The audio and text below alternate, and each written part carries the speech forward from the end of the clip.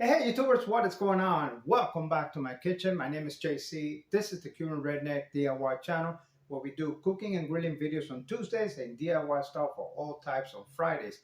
Every once in a blue moon, we may throw a random Monday, but those are far in between.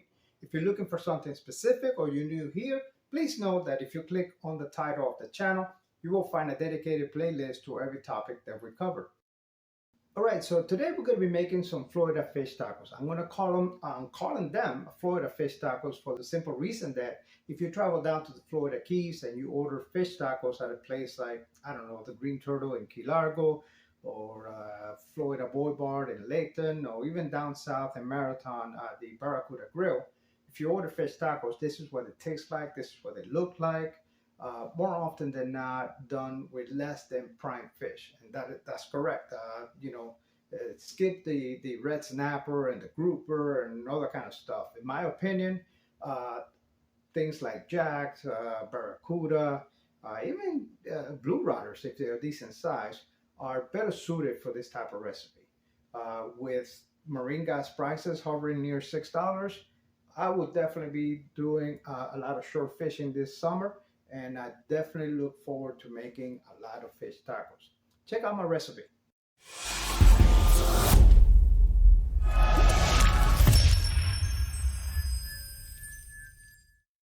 I know that a lot of people are going to say, hey, I don't live in Florida, I don't fish, but I want to make this. So I'm going to be doing this recipe with frozen fish from the local market.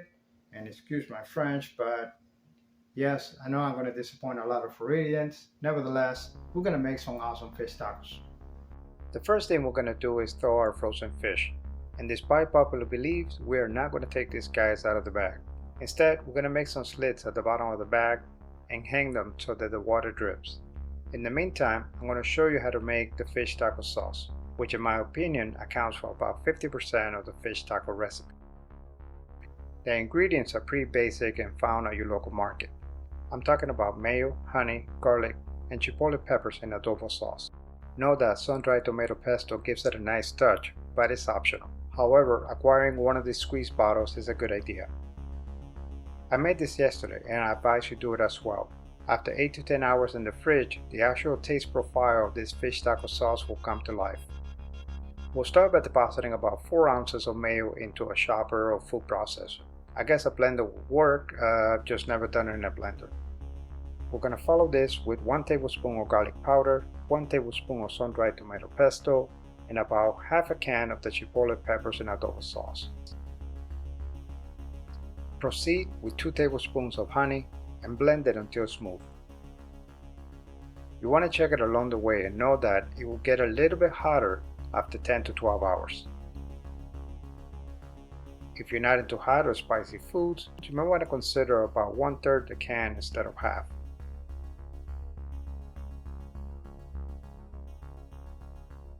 Our fish has been hanging for about 3 to 4 hours and it's almost ready to prep. However, before we do that, I'm going to go out to the garden and see if I can find some young tomatoes for our topping. These are a little bit too young, but they're going to have to do. So for our taco topping, we're going to dice some tomatoes, some onions, some parsley, and some cabbage. Some people like taco toppings a little bit on the chunky side. I prefer small pieces. In my opinion, that makes it easier to load the tacos. One mistake that I see a lot of people do when it comes to fish taco, or any taco for that matter, is that they put the condiments into a bowl. I know it's not easy to see in this camera angle, but I have a strainer inside my bowl. This allows the watery stuff to drain, that way that keeps the fish tacos from getting overly wet. That is of course if you like fish tacos that are not dripping water, but if that makes you happy, please ignore this tip. With that done, we're going to start preparing our fish. Remove the fish from the bags and rinse it well.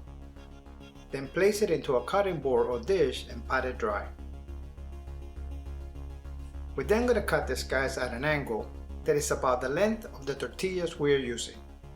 When it comes to fish tacos, I like the ones that are between 5 to 6 inches round. We're then going to find a plastic container with a tight lid.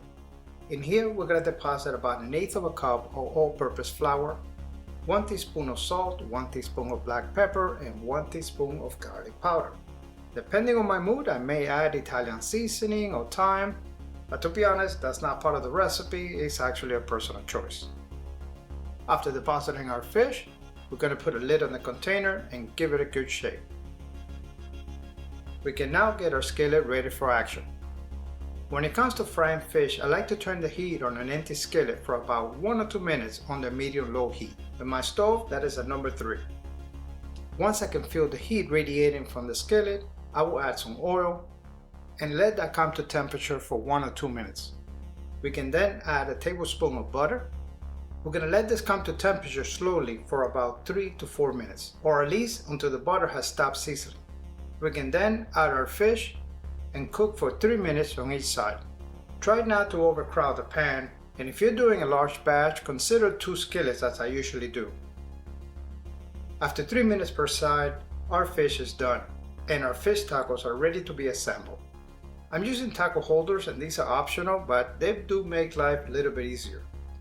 Place your fish on the bottom. Please be careful, these guys were still a little bit hot. Followed by a thick line of fish taco sauce, our taco toppings, and a squeeze of fresh lemon. My friends, this is it. I promise you that whatever you are using, tilapia or ground you caught on the local beach, this fish taco recipe is worth trying. I thank you for watching and I'm looking forward to seeing you next week with a new recipe.